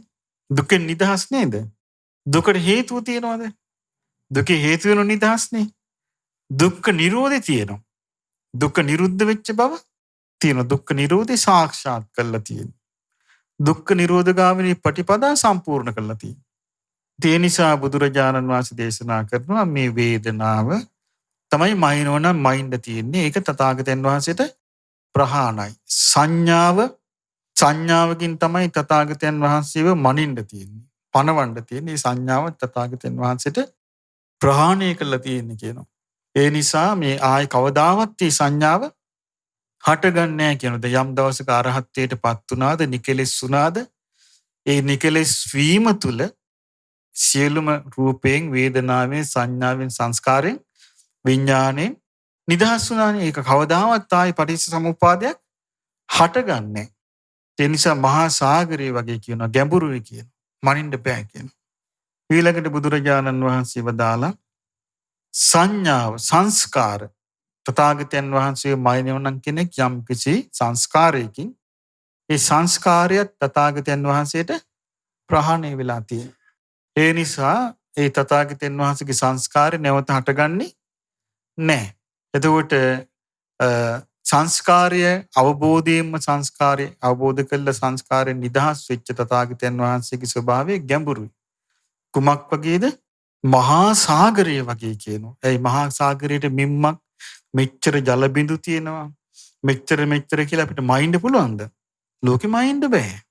මහා සාගරය වගේ කියනවා. තථාගතයන් වහන්සේගේ විඥානයකින් තමයි කියන්නේ එක්ක පණවන්න තියෙන්නේ. එතකොට තථාගත කියලා ලෝකේ කාට හරි පණවන්න තියෙන්නේ මොකෙන්ද? එක්ක රූපෙන්. එහෙම නැත්නම් විඳීමකින්. එහෙම නැත්නම් සංඥාවකින්. එහෙමත් නැත්නම් සංස්කාරයකින්. එහෙමත් නැත්නම් විඥානයකින්. බුදුරජාණන් වහන්සේ වදාළ මේ විඥානය තථාගතයන් වහන්සේට ප්‍රහීනයි. අර විඥානීය ප්‍රහාණය ගැන හරි ලස්සන තියෙනවා. කීනං පුරාණං පැරණි කර්ම ක්ෂය වුණා. නවන් නත්ති සම්භවං. අලුතෙන් සම්භවයක් නැහැ. විරත්ත චිත්තා ආයතිකේ භවස්මි. අනාගත භවයන් ගැන සිතේ ඇලීමක් නැහැ. තේ කීන බීජ විඥානයේ නැමැති බිජුවට පැලවෙන්නේ නැහැ. අවිරුල්ලි ඡන්දා මුලින්ම ඉදිරිලා ගිහිල්ලා තෘෂ්ණාව. එතකොට මේ රූපයෙන්, වේදනාවෙන්, සංඥාවෙන්, සංස්කාරයෙන්, විඥාණයෙන් පැවැත්මක් නැහැ. නිදහස් වෙලා. තල් ගහේ මුදුන් කරටිය කැඩුනා වගේ. එතකොට බුදුරජාණන් වහන්සේ වදාළා තථාගතෝ ගම්බීරෝ ගම්බීරයි. අප්පමෙය්‍යෝ ප්‍රමාණ කරන්න බෑ. දුප්පරියෝගාව මේක තේරුම් සාමාන්‍යයෙන් බාහිර කරුණකින් තේරුම් ගන්න බෑ. මහා සමුද්‍රය වගේ නිසා තථාගතයන් වහන්සේ උපදිනවා කියන කාරණේ ගන්නත් බෑ. උපදින්නේ නැහැ කියන කාරණේ ගන්නත් බෑ. උපදිනවායි නැතයි කියන කාරණේ ගන්නත් බෑ. උපදින්නෙත් නැහැ. නැතිත් නැහැ කියන මේකෙන් ගන්න බෑ කියන. හැබැයි බුදුරජාණන් වහන්සේ මේ කියපු කරුණු ඒ වෙද්දී වච්ච ගොත්තට තේරුණා. තේරිලා එවන් උත්තේ වච්චගුත්තෝ පරිබ්‍රාජකෝ වච්චගුත්ත පරිබ්‍රාජකයා භාග්‍යතුන් වහන්සේට මෙහෙම කියනවා. බවත් ගෞතමයන් වහන්සේ ගමක හෝ ලොකු නගරයක නුදුරින් මහා සල් ගහක් තියෙනවා. මේ සල් ගහේ අනිත්‍ය වෙලා යන අතු කොළ පතුරු ඒ ඔක්කොම ගැලවි යනවා. ගිහිල්ලා පස්සේ දකින්න අතුපතුරු ඔක්කොම ගැලවිලා අරටුව විතරක් තියෙනවා. කියනවා අනේ ස්වාමීනි බවත් ගෞතමයන් වහන්සේ ඒ සුද්ධ වූ අරටුව විතරක් ඒ ගහේ තෝරලා බේරලා තිබ්බා වගේ ඒවමිදම් බෝතා ගෝතමස්ස පාවචන බවත් ගෞතමයන් වහන්සේගේ ධර්මයේ මට ඒ වගේ කියන. සාරේ පතිට්ඨිතේ මේක හරියට අපගත සාකා අපගත මේ කියන්නේ අනිත්‍ය වෙලා යන අතුපතුරු කොල්ල දඬු ඔක්කොම අයින් වෙච්ච සුද්ධං සාරේ පතිට්ඨිතං සාරේ පීඨපු පිරිසිදු අරටුව වගේ තමයි භාග්‍යවතුන් වහන්සේ බවත් ගෞතමයන් වහන්සේ මට මේ විස්තර කරලා දුන්නේ කියලා පැහැදිලා කියනවා. පැහැදුනා. පැහැදිලා බුදුරජාණන් වහන්සේව සරණ ගියා.